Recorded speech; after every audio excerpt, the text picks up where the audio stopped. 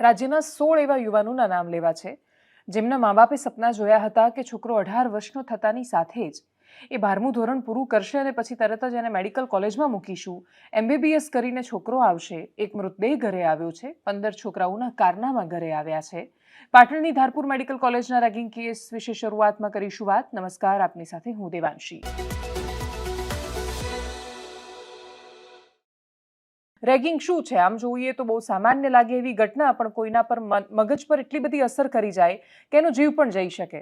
થોડા વર્ષો પહેલા ટેબલ નંબર 21 પરેશ રાવલનું એક સરસ મજાની એક મૂવી આવ્યું હતું, એક ફિલ્મ આવી હતી, જેની અંદર ભારતનો એક કાયદો અને એ કાયદો શું કામ લાવવો પડ્યો, કેવી રીતે રેગિંગની અસર થઈ રહી છે, એના વિશે ખૂબ વિસ્તારથી આખી ફિલ્મ બનાવવામાં આવી. એ ફિલ્મમાં પણ એ દર્શાવવામાં આવે છે કે જ્યારે તમે કોલેજમાં સિનિયર છો, બીજા વર્ષમાં કે ત્રીજા વર્ષમાં આવ્યા છો, કોલેજમાં હજી આવેલા, નવા વાતાવરણને સમજતા જે છોકરો હજી પોતાની સ્કૂલ છોડીને પોતાના ઘરથી બહાર હોસ્ટેલમાં કદાચ પહેલી વાર રહેવા માટે આવ્યો છે, એ પોતાના મા બાપથી દૂર છે, એ હોમ સિકનેસ ફીલ કરી રહ્યો છે, એ ઘરથી કદાચ પહેલી વાર દૂર થયો છે, એવું પારેવું છે કે જેણે હજી ઉડવાની શરૂઆત કરી છે, જેને હજી પાંખો મળી છે, એને તમે ન ગભરાવી દો. તમારા માટે એ 2 પળની મોજ કે મસ્તી હોઈ શકે, એ છોકરો આખી જિંદગી ન ભૂલાવી શકે એવો ઘા એને મળે છે. અને આપણા દેશમાં એવા અનેક ઉદાહરણ આપણે જોયા કે જેમાં એકદમ એ ફૂલ જેવા માસૂમોએ 18 વર્ષના બાળકોએ એમને એવો માનસિક જખમ લાગ્યો કે ક્યારેય ઊભા ન થઈ શક્યા. અને એટલે જ આપણા દેશમાં UGCએ એન્ટી રેગિંગ દરેક જગ્યાએ સમિતિ બનાવવાની વાત કરી. કોલેજમાં કમિટી હોય છે, હોસ્ટેલમાં એ વાતનું ખાસ ધ્યાન રાખવામાં આવે છે કે જે સિનિયર્સ છે એ જુનિયર્સની એવી મજાક ન ઉડાવે કે એના જીવન પર એની મોટી અસર થઈ જાય. પણ મોટા ભાગે મેડિકલ કોલેજમાં એ વાતનું ધ્યાન નથી રાખવામાં આવતું. સુરેન્દ્રનગરનું ધ્રાંગધ્રા અને ધ્રાંગધ્રાના જેસડા ગામનો 18 વર્ષનો છોકરો, એનું નામ અનિલ નટવરભાઈ મેથાણીયા. અનિલ મેથાણીયા માત્ર 18 વર્ષનો. સામાન્ય છોકરાઓ જે રીતે સપનું જોવે કે ખૂબ મહેનત કરીને મેડિકલમાં એડમિશન લઈને ડૉક્ટર બનીશ, એવું વિચારીને પાટણમાં ઊંઝા પાટણ રોડ પર આવેલી ધારપુર મેડિકલ કોલેજમાં એડમિશન લે છે. અને કોલેજમાં એડમિશન લેતાની સાથે જ શરૂ થઈ જાય છે દરરોજ અલગ અલગ પ્રકારના રેગિંગ. એને રેગિંગ નથી કહેતા. એ લોકો કહે છે કે તમારે ઇન્ટ્રો આપવાનો છે, તમારે માત્ર ઇન્ટ્રોડક્શન આપવાનું. 3 ઇડિયટ ફિલ્મ આવી હતી, તમને ખબર હોય તો, અને પેલા નીચે પડીને થપ્પા મારવાની વાતને જે રીતે આપણે હસવામાં લીધી, એટલી હસવાની વાત બધા માટે નથી હોતી. 18 વર્ષના છોકરા માટે સરળ નથી હોતું કે પોતાનો લહેંગો કાઢીને બીજા છોકરાઓ સામે ઊભો રહી જાય કે લાવો તમે આવો ને થપ્પો મારો. રેગિંગ એ સામાન્ય નથી, એની મનોવૈજ્ઞાનિક ખૂબ ખરાબ અસરો થતી હોય છે. 15 છોકરાઓના નામ લેવા છે. મેં જે તમને કહ્યું કે 16 છોકરાઓની વાત કરી, એમાંથી એક નામ મેં તમને કહ્યું. અનિલ મેથાણીયા નામ છે, સુરેન્દ્રનગર જિલ્લાનો છે, ધ્રાંગધ્રા તાલુકો છે, જેસડા ગામેથી આવે છે. સપનું પૂરું નથી કરી શકતો, રેગિંગનો શિકાર બને છે. અચાનક જ એ દરમિયાન એ રૂમમાં શું બને છે ને રૂમમાં કોણ હતા?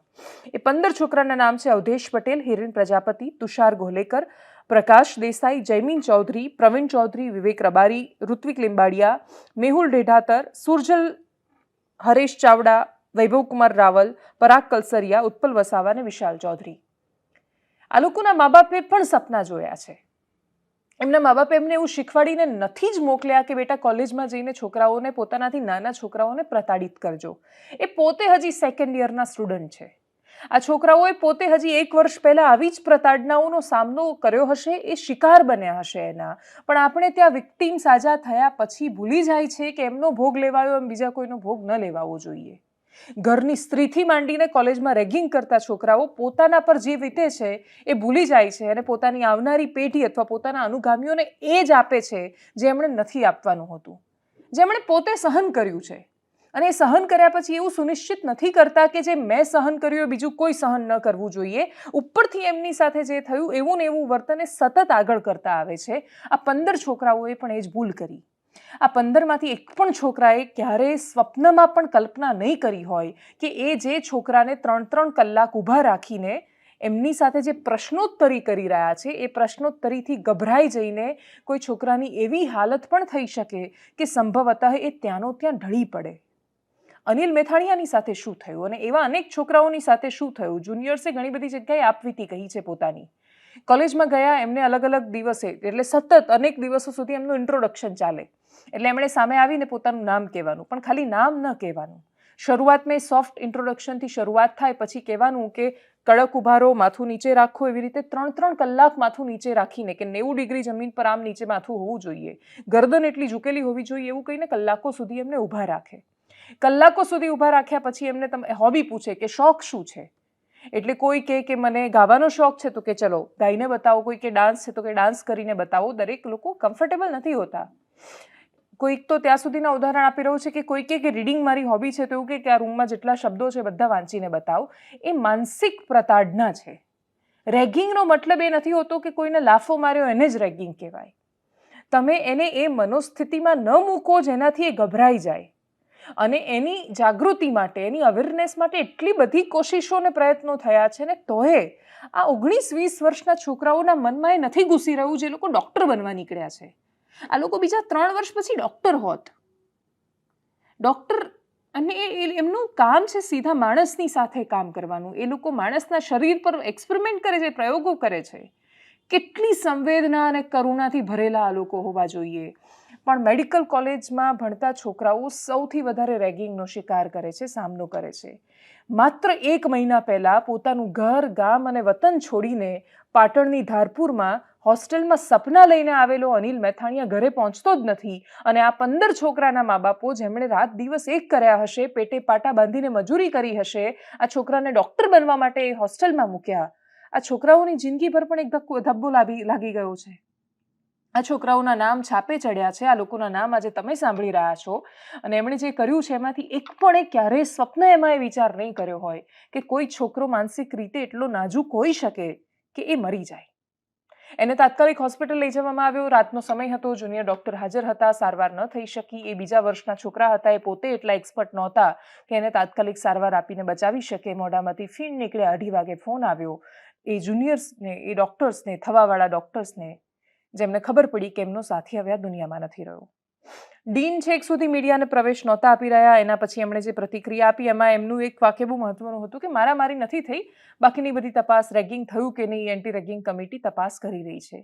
રેગિંગનો મતલબ માત્ર મારામારી નથી હોતો. એક હોસ્પિટલ ચલાવતા અને એ કોલેજ ચલાવતા ડીનને સમજાવવાની અમારે જરૂર નથી. હું એવું માનું છું કે જે હાર્દિક શાહ છે એ એટલું તો જાણતા જ હશે કે રેગિંગનો મતલબ એવો નથી હોતો કે જ્યાં હાથ ચાલાકી થઈ હોય, એ કમ્પલસરી નથી. એમાં માનસિક પ્રતાડના એ સૌથી મોટી પ્રતાડના છે. કોણ સમજાવે? પોલીસ આમાં ખૂબ એક્શન લઈ રહી છે અને બધી માહિતી પણ સતત પહોંચાડી રહી છે. એમને પણ સાંભળો, ડીનને પણ સાંભળો. અને સૌથી મહત્વની વાત, આપણા સમાજમાં છેક સુધી પેઢીઓ સુધી ટકી જતી જે બદીઓ છે, પરંપરા જે બની જાય છે આગળ જતા, કે રેગિંગ એ હવે કોલેજમાં, યુનિવર્સિટીઝમાં અને ખાસ તો મેડિકલ કોલેજીસમાં પરંપરા બની ગઈ છે. એમને એવું લાગે છે કે રેગિંગ ન કર્યું તો આ તૂટી જશે પરંપરા. જેમ ફ્રેશર્સ પાર્ટી કે પછી ફેરવેલ પાર્ટી, એ કોઈએ શરૂ કરેલી એક શરૂઆત, એના ઉદ્દેશ્ય એવા હોઈ શકે કે ભાઈ ઇન્ટ્રોડક્શન થાય ને એકબીજાને મળે અને સરસ રીતે એ લોકો સેટ થઈ જાય.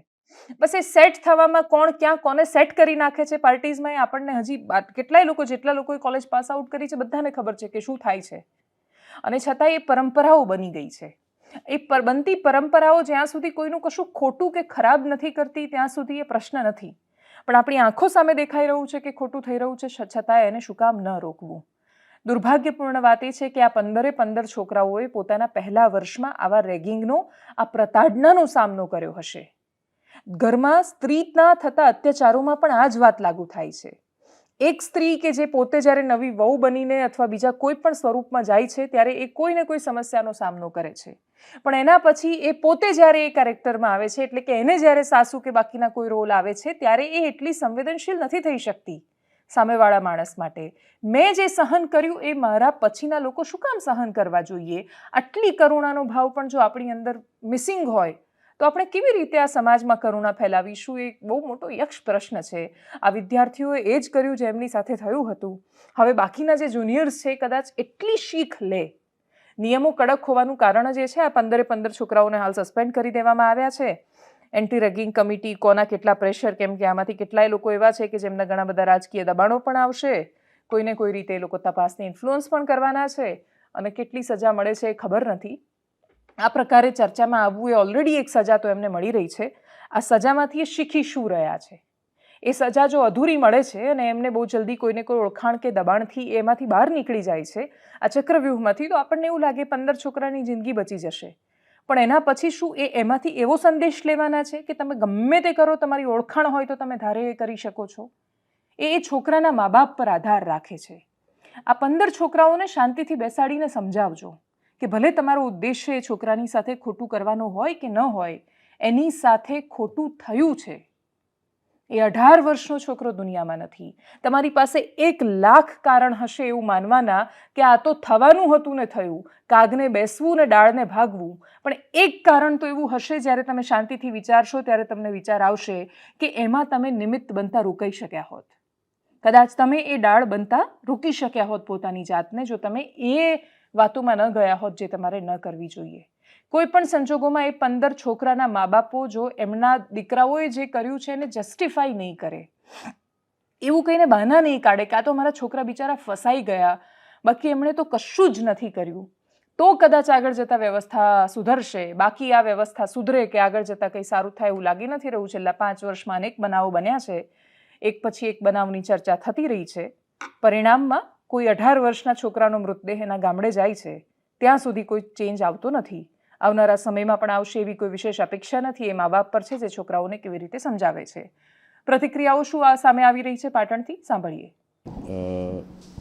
એક અનિલ કરીને જે અમારું ફર્સ્ટ યર સ્ટુડન્ટ છે, એના એક્સિડેન્ટલ ડેથ હોસ્ટેલમાં એક્સિડેન્ટલ કોલેપ્સ થઈ ગયા હતા ભાઈ, અને હોસ્ટેલમાં એને જ્યારે હતા ત્યાંથી એમને હોસ્પિટલ લઈ ગયા. ત્યાં એમને ટ્રાય કરીને રિવાઈવ કરવાનો ટ્રાય કર્યો પણ કરી શક્યા નહીં. પૂછપરછ કરતાં અમને જાણ મળી કે સ્ટુડન્ટ્સે અમને કહેવામાં આવ્યું કે ભાઈ 2-3 કલાક સુધી અમને ઊભા રાખવામાં આવ્યા હતા અને અમારી ઇન્ટ્રોડક્શન ચાલી રહી હતી 8:30થી. એટલે અમે આ વસ્તુની ગંભીરતાથી નોંધ લઈ, સ્ટુડન્ટ્સના નિવેદન લઈ, અને જો રેગિંગ માટેનો ઇસ્યુ જણાય તો we will take very strict action against the culprit. અમે જ્યારે જે સ્ટુડન્ટ છે જે એનું એક્સપાયર થઈ ગયું છે એના વાલીને રાત્રે બોલાવી એમને સમજાવી અને એમને અડધો કલાકની અંદર જ અમે પોલીસને ઇન્ફોર્મ કરી એના પોસ્ટમોર્ટમ માટે અને એના એક્સિડેન્ટલ ડેથ માટેની જે FIR કરવાની અમે હોસ્પિટલ તરફથી કરી દીધેલ છે. સાથે જો કોઈ અત્યારે આ જ કમિટી અત્યારે અમે એના માટે જ મળી રહ્યા છે, જેમાં રેગિંગ વિષય માટે જો કોઈ એલિગેશન, જેમાં 11 છોકરા જે છે જુનિયર અને 16 છોકરા જેટલા સિનિયર છે, એ દરેકના નિવેદન લઈ અને જો એ વસ્તુ પુરવાર થશે તો we will take very strict action against the culprit. મારા કાકાનો દીકરો ભાઈ થાય. ક્યાંના વતની છે ને કયા કોલેજમાં અભ્યાસ કરતા હતા? ધારપુર મેડિકલ કોલેજમાં અભ્યાસ કરતો હતો. પ્રથમ વર્ષમાં જ 1 મહિનો થયો તો મૂક્યો તે. અમારું મૂળ વતન જેસડા, તાલુકો ધાંગધ્રા, જિલ્લો સુરેન્દ્રનગર. શું તમને શું ફોન આવ્યો હતો ધારપુર હોસ્પિટલમાં? શું હકીકત શું છે? એ કે ચક્કર આવ્યા અને તમારો કે મારા કાકાનો ફોન મારામાં આવ્યો. એ કે તમારા છોકરાને કે ચક્કર આવ્યા અને પડી ગયેલ છે અને એડમિટ કરેલ છે. પછી અહીંયા આવ્યા તો સાહેબ એવું જણાવેલ કે મૃત્યુ પામેલ છે. અમને તો જે PM અત્યારે PMથી અત્યારે મોકલેલ છે, બરાબર, PM ચાલુ છે એનું. હવે PMના રિપોર્ટ ઉપર આપણને ખબર પડે કે શું છે શંકા, એની ઉપર આધાર જાય. કયા ધોરણમાં અભ્યાસ, શેમાં અભ્યાસ કર્યો? MBBSના ફર્સ્ટ યરમાં. અગાઉ ક્યારે ઘરે કોઈ કોલ આવ્યો, ક્યારે કોઈ છોકરાને કંઈ તકલીફ પડતી હોય એવું? ના, એવું કોઈ કોલ નહીં. હાલ કોઈ એવી માહિતી મળી કે હેરાનગતિ થઈ હોય છોકરા જોડે? ના, અત્યારે એવી વાત સાંભળી હતી કે અહીંયા કોલેજની અંદર રેકિંગ, 3જા વર્ષવાળા જ્યારે એ રેકિંગ કરતા હતા, બધા અંદર રમતા હશે, ગમે તે 2-3 કલાક ઊભો રહ્યો હશે અને અચિંતાનો ચક્કર આવી અને પડી ગયો અને મૃત્યુ પામેલ. રેગિંગ થઈ એવું લાગે છે? રેકિંગથી એવી વાત છોકરા અહીંયાના જે ધારપુરના જે રહે છે, એ અભ્યાસ કરે જે ફર્સ્ટ યરમાં, એ કહેતા હતા એ કે રેકિંગ ચાલુ હતું. તો અમને યોગ્ય ન્યાય મળે, જે કોલેજથી યોગ્ય ન્યાય મળે, સરકારશ્રી તરફથી જે એના જિલ્લાવાળા અધિકારી, પોલીસ અધિકારી, યોગ્ય ન્યાય મળે, બસ અમારી એ જ માગણી છે.